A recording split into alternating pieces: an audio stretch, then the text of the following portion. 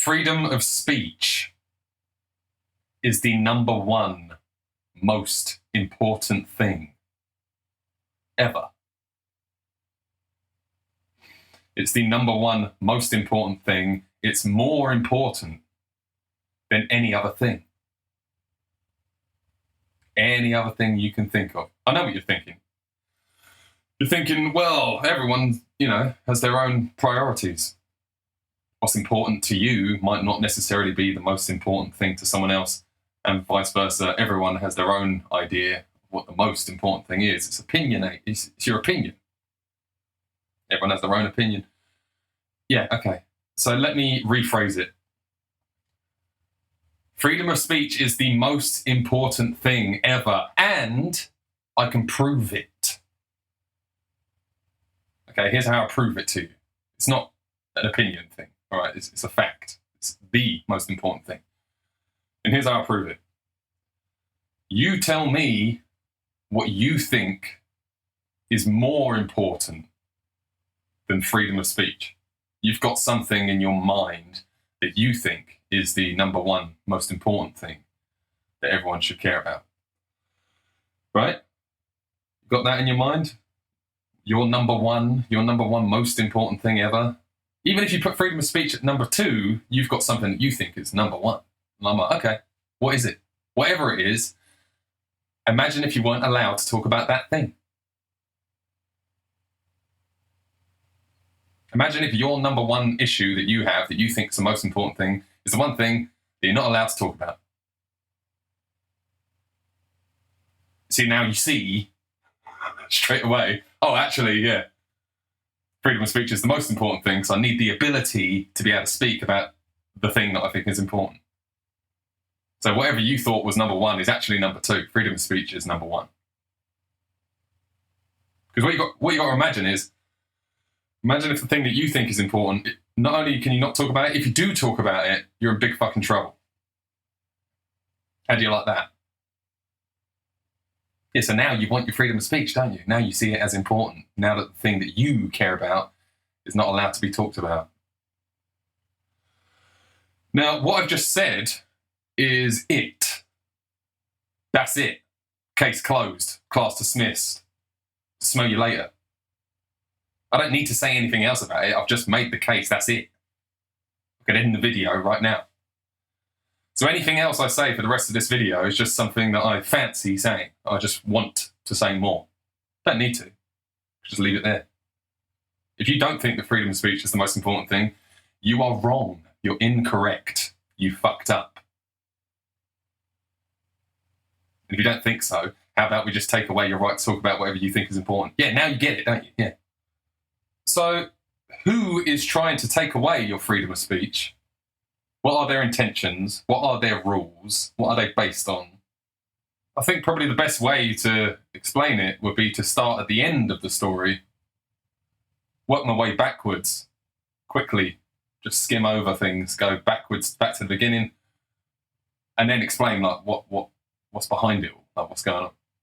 So where are we? October 2025, that's where we are. And the big threat to freedom of speech is Donald Trump. He's an authoritarian dictator. And he's trying to take away your freedom of speech. This is what's been blasted out of all the news channels, all the time. Completely overlooking the fact that if he really was a dictator, you wouldn't be allowed to say that about him. But let's not get into the details. Let's go quickly over each little thing. So before now, we're in 2025. Only a few years ago, we had COVID, and it was the scientists basically controlling free speech because they don't want anyone spreading disinformation. It's an important emergency, and we can't have anyone saying things that aren't true, because it's really important that everyone's on the same page and everyone knows exactly what's going on and knows what's right. Otherwise, people make bad decisions. This is important. So we need the scientists to come in and sort of like say what's right and wrong, and anyone that says something wrong, we're just sort of ban them because we don't want any disinformation, right? But, oh yeah, sorry. I forgot. And during that time, Elon Musk bought Twitter and just started letting people say what they want. in the middle of a time where no one was allowed to say anything. And if you remember, just before Elon Musk bought Twitter, at the beginning of 2021, or the very, very end of 2020, depending on how you look at it. So COVID started in 2020. So like a year later, at the very end of 2020, there was the election in America where Donald Trump won, and then they pretended that Joe Biden won, and you weren't allowed to say that he didn't. That's how they got away with it. You're not allowed to say that Donald Trump really won because that causes violence and people go crazy. So we just don't say that. Even though we just had like 6 months of violence from the left with Black Lives Matter. Let's ignore that. But before that, we had people getting banned on the internet all the time. COVID didn't exist yet. The election hadn't happened yet. The scientists hadn't taken over yet and controlled the conversation. And Donald Trump wasn't president for the second time yet. This is back in, 2019, 2018, 2017, 2016, all the way back to 2015, 2014, 2013. We had little bits of just random. Got to ban this guy. We've got to ban that person. We've got to ban this comedian. We've got to ban this commentator. Just random people getting banned for sort of like mysterious sort of reasons that no one can make sense of. And even when you do make sense of it and get an explanation, there's always someone else doing something the same or worse that isn't getting banned. And it's like, what's this about? What's that about? How come they're getting banned, but they're not getting banned? Or maybe they just haven't caught them yet. No, they're pretty famous. Everyone knows what they're doing, but they're getting away with it. What's going on? Yeah, so COVID hadn't happened yet, so it wasn't for scientific reasons. The election hadn't happened yet, so it wasn't because we need to stop violence or, Black Lives Matter hadn't even happened yet. The whole, Black Lives Matter existed, but the riots hadn't happened yet, George Floyd and all that. So what was it back then? Oh, it was the same people it always was and always is. It's the left wing of the political aisle. This is, when you hear people say the left and the right, it's actually a bit more complicated than that. Because the left, when you talk about the left, you could be talking about the voters, the people that just sit there and gobble up the propaganda. They're just sort of numpties. They're just left-wing people.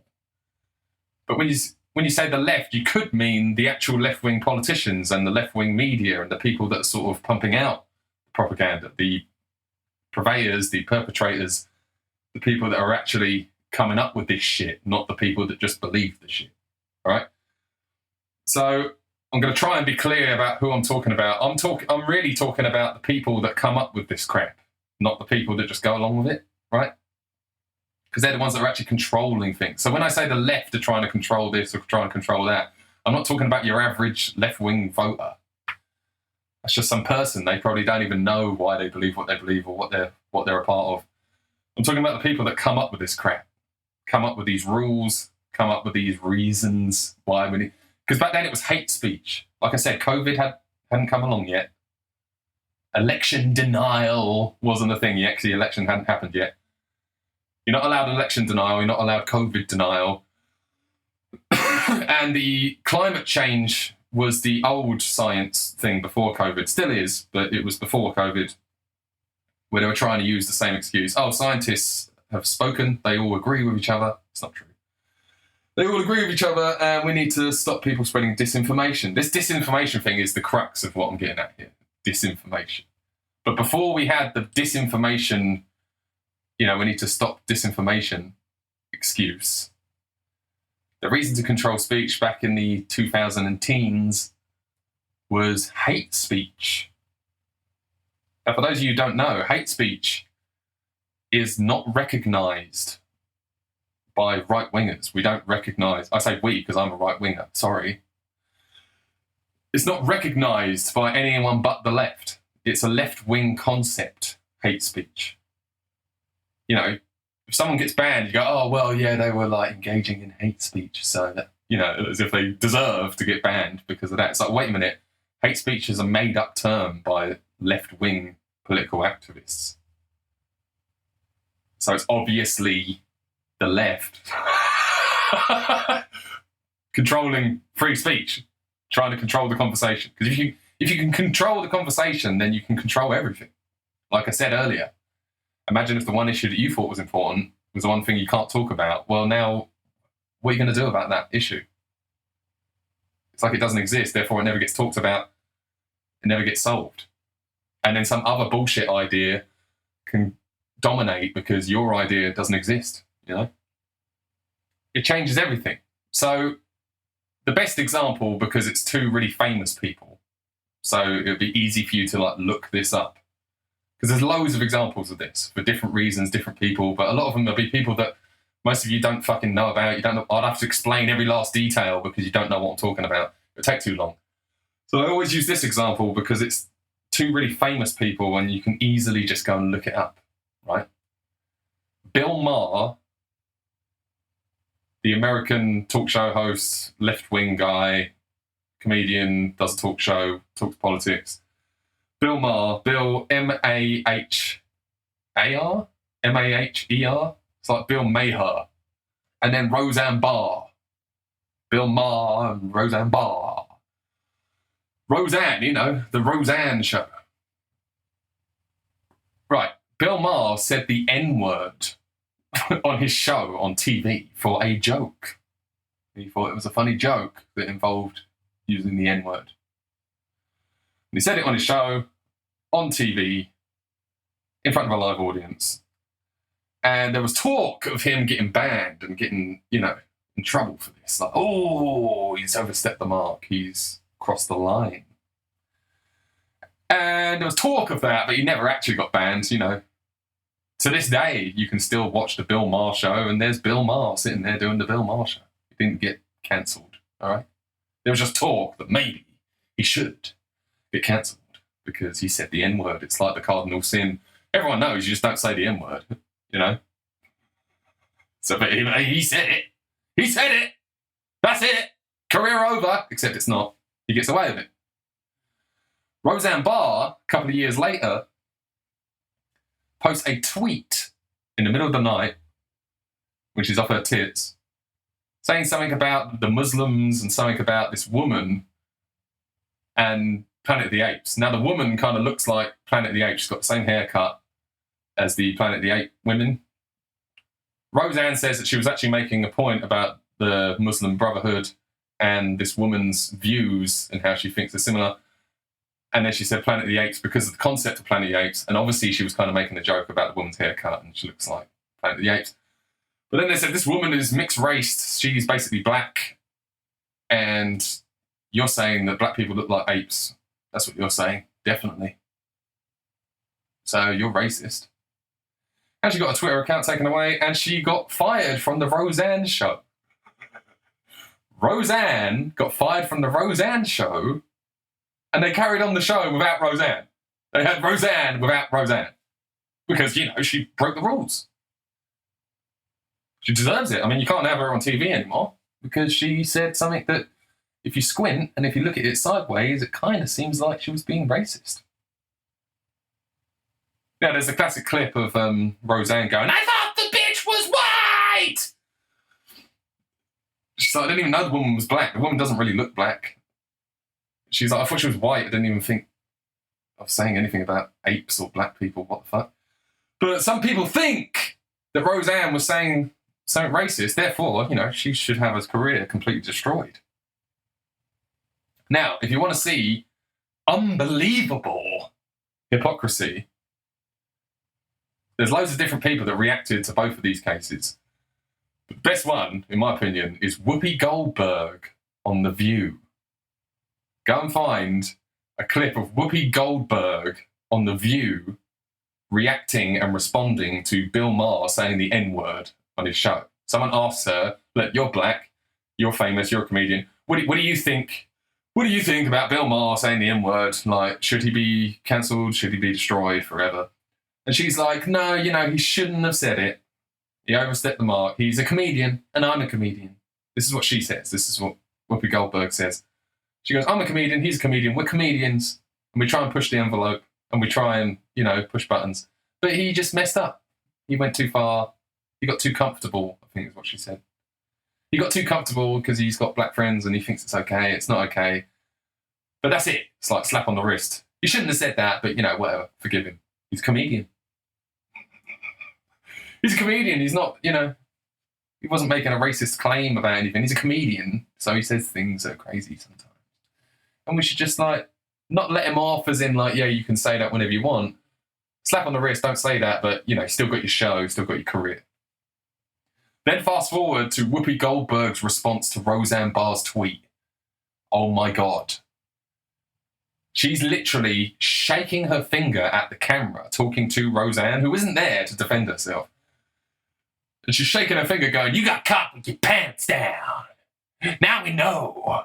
Now we know that you're racist. And it's based on a tweet that seems like it might be racist if you want to see it that way. She didn't say the N-word like Bill Maher did.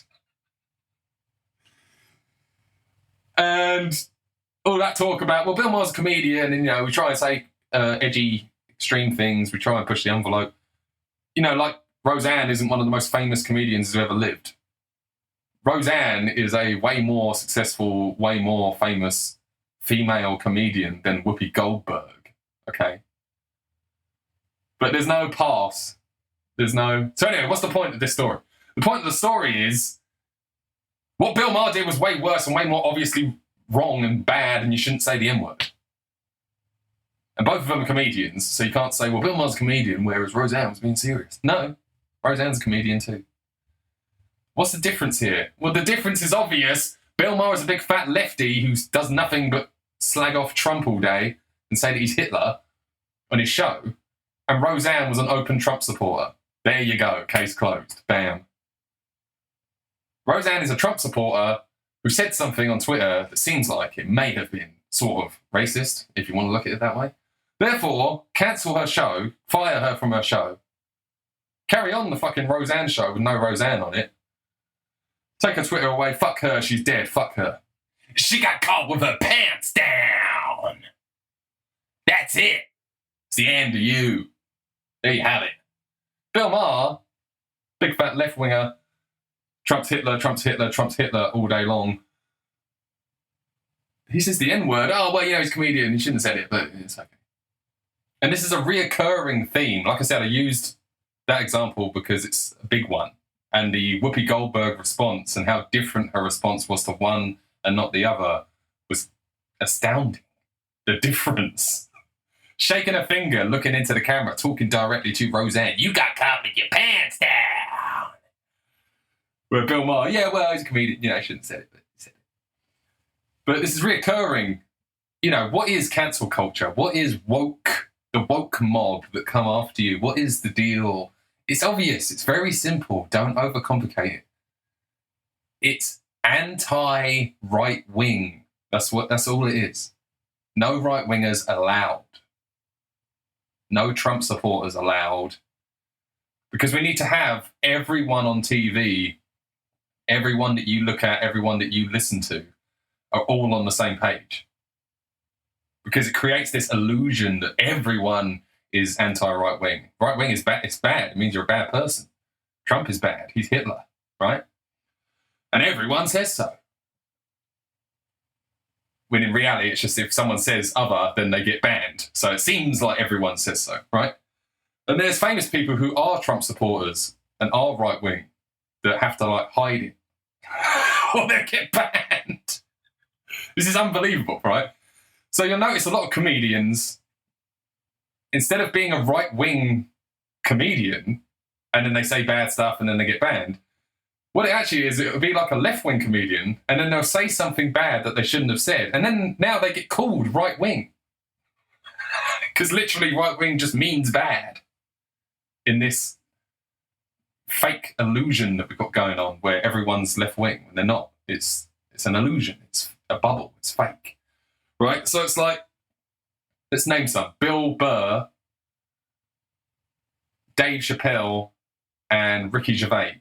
These are three, off the top of my head, really famous comedians, top of their game. Anyone who's into stand-up comedy knows who these people are, right? Bill Burr, Dave Chappelle, and Ricky Gervais. All of these people have said things at some point that have upset the left. And then they get called right-wing. None of these people are right wing.